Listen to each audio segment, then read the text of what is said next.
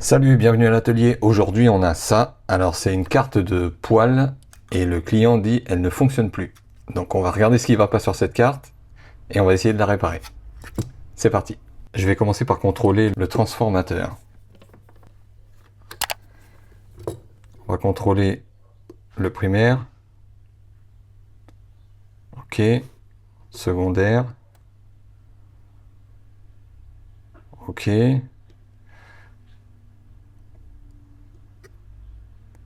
Ok. Donc, l'entrée, le transformateur, ça va.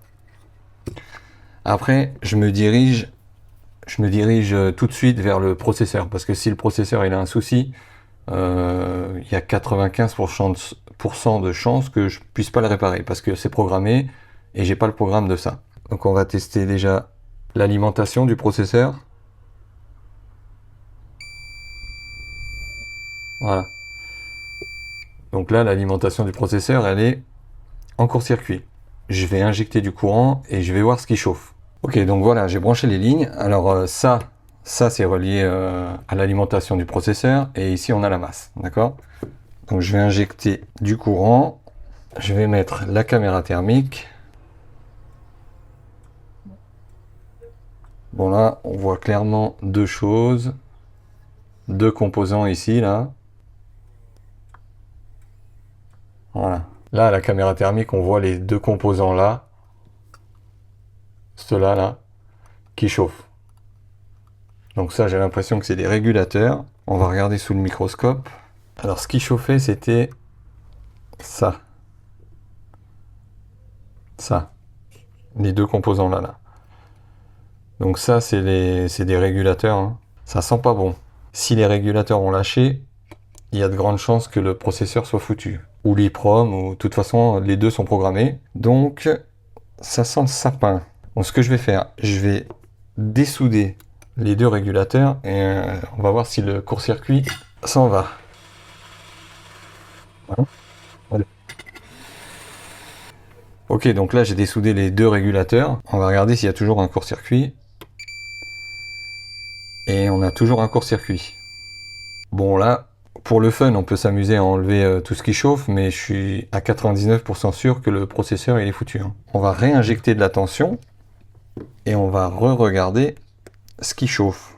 On voit ici le processeur qui chauffe et l'EEPROM. On a les deux qui chauffent. Je sais pas si vous voyez bien ici, là, au cœur du processeur, ici, là, ici, vous voyez, il y a un point plus blanc. Bon, l'EEPROM, elle chauffe pas mal, mais on voit ici, là, le point bien blanc. Vous voyez ce point blanc, là? Ça, c'est quasiment sûr, le processeur, il est foutu.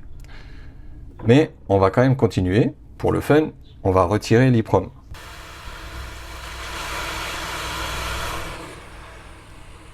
Voilà, on va recommencer, on va réinjecter.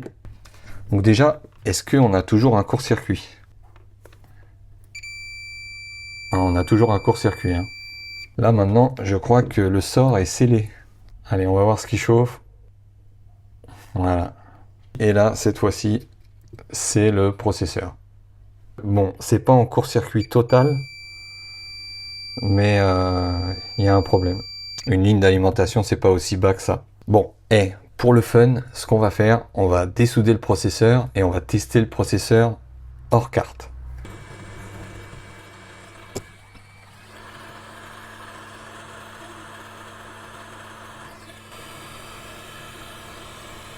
Voilà.